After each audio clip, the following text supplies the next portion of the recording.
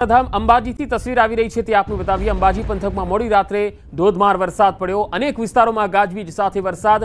ધોધમાર વરસાદથી રસ્તા પર નદીઓ વહેતી થઈ ગઈ। પહેલા વરસાદથી ખેડૂતોમાં ખુશીનો માહોલ જોવા મળ્યો છે। બે અલગ અલગ તસવીરો આપને બતાવી રહ્યા છે। અંબાજીમાં ધોધમાર વરસાદથી ખેડૂત વર્ગ હરખાયો છે।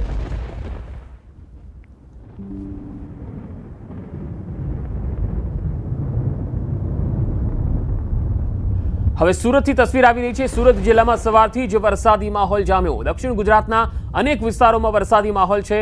સુરતના મહુવા, બારડોલી, ઓલપાડ, માંગરોળમાં વરસાદ પડ્યો। ઉમરપાડા, માંડવી અને કામરેજમાં પણ ધોધમાર વરસાદ પડ્યો। ભારે વરસાદથી મહુવાની અંબિકા નદી બે કાંઠે વહેતી થઈ છે।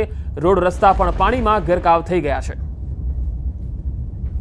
તો સુરતમાંથી પસાર થતી અંબિકા નદીમાં નવા નીરની આવક થઈ છે। નવા નીર સાથે નદી બે કાંઠે વહેતી થઈ ગઈ। મહુવાનો ઐતિહાસિક મધર ઇન્ડિયા ડેમ છલકાઈ ગયો છે। ચાલુ સિઝનમાં પહેલીવાર મધર ડેમ છલકાઈ ગયો છે। આ ડેમ છલકાવાના નયનરમ્ય દ્રશ્યો પણ જોવા મળ્યા છે। મધર ઇન્ડિયા ડેમ વિસ્તારના લોકો માટે આશીર્વાદ સમાન છે। ખેડૂતો, પશુપાલકો, મહત્તમ લોકો મધર ઇન્ડિયા ડેમ પર નિર્ભર રહે છે।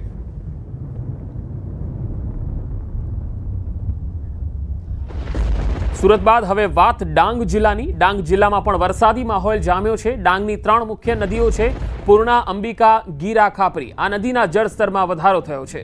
વરસાદને લઈને ડાંગની પ્રકૃતિ પણ ખીલી ઉઠી છે અને તમે તસવીરોમાં જોઈ શકો છો ગીરા ધોધનો નજારો પણ જબરજસ્ત જોવા મળી રહ્યો છે। અને અહીંયા જે પ્રવાસીઓ ડાંગમાં આવી રહ્યા છે તેઓ પણ ગીરા ધોધના નજારાને જોઈને આનંદિત થઈ રહ્યા છે। વરસાદને લઈને ડાંગની પ્રકૃતિ ખીલી ઉઠી છે। નદીઓના જળસ્તર વધ્યા છે। પૂર્ણા, અંબિકા અને ખાપરી નદીના જળસ્તરમાં વધારો જોવા મળ્યો છે।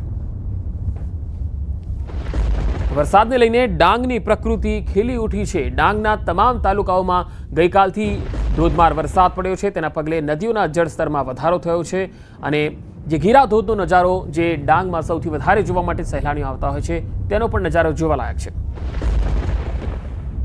હવે વાત અમરેલીની। અમરેલીમાં રાજુલાના વૃદ્ધ ખેડૂત ગાયબ થઈ ગયા। ધાતરવડી ડેમના દરવાજાની નજીક ગુમ થયા છે। હાલ ધાતરવડી ડેમનો પ્રવાહ ચાલુ છે। તંત્રએ કાંઠા વિસ્તારોમાં તપાસ શરૂ કરી છે।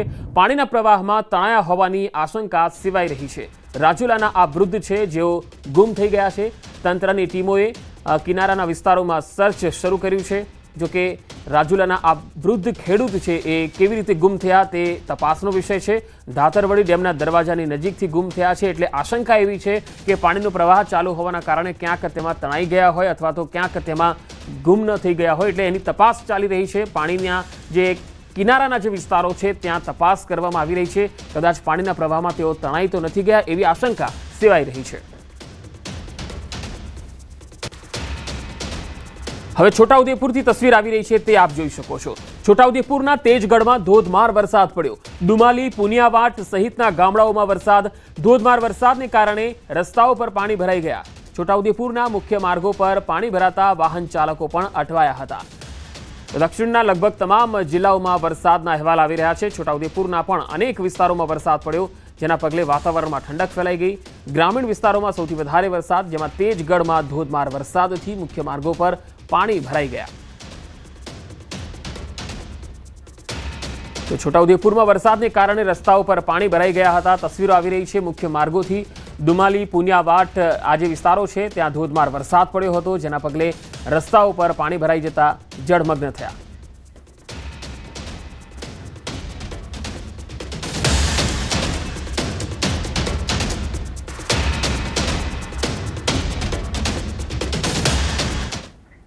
અને હવે વાત પેટા ચૂંટણી